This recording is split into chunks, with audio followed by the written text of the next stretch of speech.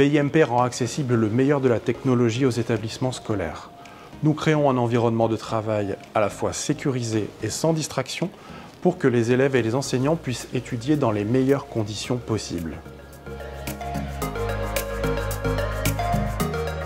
En classe, plusieurs applications permettent aux enseignants de surveiller les activités réalisées par les élèves. Chaque établissement a la capacité de définir ses propres règles afin de garantir le meilleur climat d'apprentissage possible. Nos experts sont aux côtés des enseignants afin de faire en sorte que le numérique reste avant tout un outil au service de la pédagogie et du projet éducatif de l'établissement scolaire. À la maison, il appartient aux parents de définir les conditions d'utilisation de l'iPad. Nous allons donc voir ensemble comment faire en sorte que la tablette reste avant tout un outil d'apprentissage. Voyons une méthode pour définir le temps d'arrêt de l'appareil. Ouvrir l'application Réglages, puis rendez-vous dans la catégorie Temps d'écran. Touchez ensuite Activités sur les apps et sur les sites web, puis appuyez sur le bouton bleu. À partir de maintenant, vous pouvez choisir d'activer un temps d'arrêt. Pour cela, choisissez de programmer un temps d'arrêt, par exemple tous les soirs de 18 h à 7 h du matin. Puis validez en appuyant sur OK. Il nous reste à définir un code de verrouillage de ce réglage. Pour cela, revenez à la page d'accueil de temps d'écran et choisissez Verrouiller les réglages de temps d'écran. Saisissez un code à 4 chiffres que vous devrez mémoriser et ne surtout pas donner à votre enfant. Interdit de mettre 4 x 0, évidemment. Une fenêtre vous invite alors à choisir une adresse email de façon à définir un code de secours. Je vous déconseille d'activer cette fonction. Appuyez donc sur Annuler. Puis choisissez Ignorer. Félicitations, vous avez défini une plage durant laquelle l'appareil de votre enfant aura la majorité des applications grisées. En cas de besoin, comme par exemple pour envoyer un travail à un enseignant, votre enfant pourra demander à ignorer cette limite pendant 1 minute, après quoi l'application sera définitivement verrouillée jusqu'à la fin de la plage horaire que vous aurez définie. Pour les iPads utilisés dans un établissement scolaire, BIMP préconise l'utilisation d'un outil appelé Jamf Parent. Voyons ensemble comment l'utiliser. Dans cette méthode, il vous faudra un smartphone iOS ou Android sur lequel vous aurez téléchargé l'application Jamf Parent. Cette application gratuite est disponible dans le magasin d'applications de votre smartphone.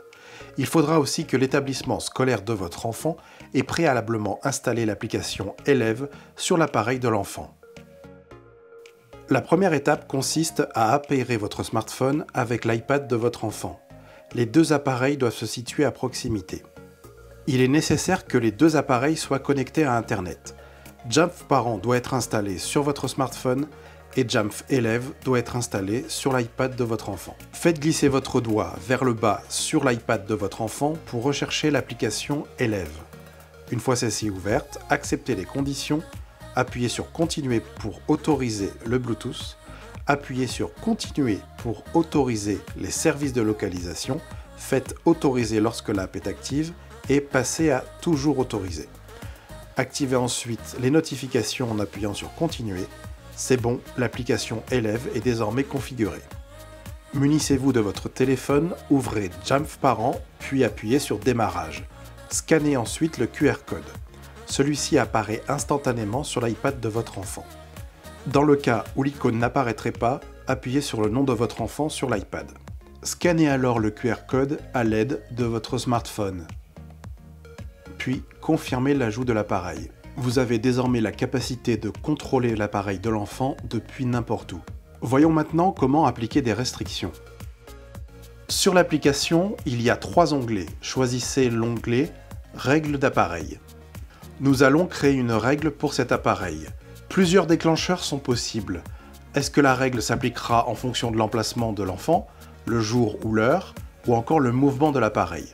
Pour commencer, je vous suggère de choisir Ad hoc. Choisissez ensuite Personnaliser, puis touchez Suivant. La liste des applications s'ouvre alors. Vous pouvez sélectionner toutes les applications que vous souhaitez autoriser à votre enfant durant la période d'activation de la règle. Choisissez par exemple l'application Notes, Fichiers ou encore Freeform, puis touchez Suivant. On vous invite ensuite à indiquer le nom que vous souhaitez donner à votre règle. Touchez Enregistrer de façon à sauvegarder votre règle. Félicitations, votre première règle est en place.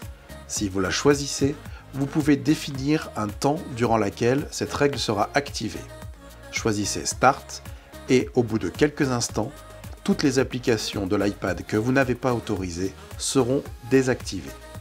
Je peux en effet constater que seules les applications définies dans ma règle et les widgets sont accessibles sur l'appareil de l'enfant. Pour supprimer vos restrictions, appuyez sur le bouton « Arrêter les réglages d'appareil activés », puis appuyez sur « Oui ». Quelques secondes après, l'application vous informe que les restrictions ont été levées. Si vous choisissez de définir une règle ayant pour déclencheur le jour et l'heure, vous aurez par exemple la possibilité de définir des règles d'utilisation le soir pour les devoirs, les mercredis après-midi ou encore les week-ends. De la même façon que tout à l'heure, appuyez sur Personnaliser puis Suivant.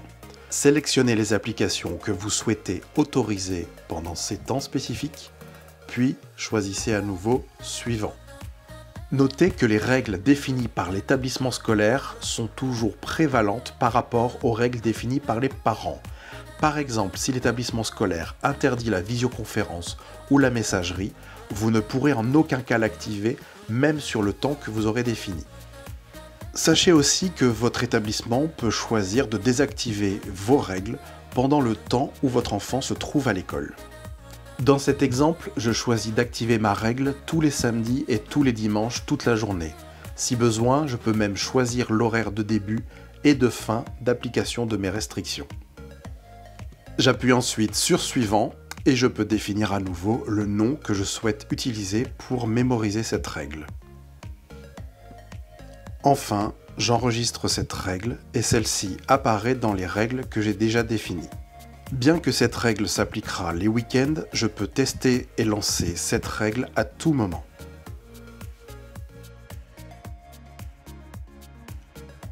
Si vous vous rendez sur l'onglet Autorisation d'application, vous pourrez définir à la volée, c'est-à-dire sans créer de règles spécifiques, les applications que vous souhaitez autoriser ou interdire sur l'iPad de votre enfant.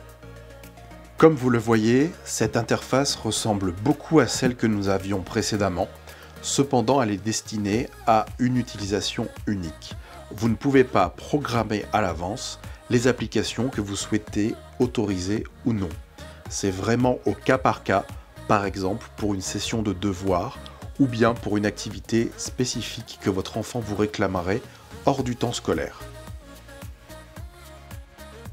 Comme nous venons de le découvrir, l'établissement scolaire de votre enfant a choisi avec l'iPad un outil robuste, fiable et sécurisé. Grâce à l'accompagnement de BIMP et aux solutions logicielles que nous préconisons, chaque parent a la capacité de définir les utilisations possibles de l'outil numérique en dehors du temps scolaire. À vous de jouer!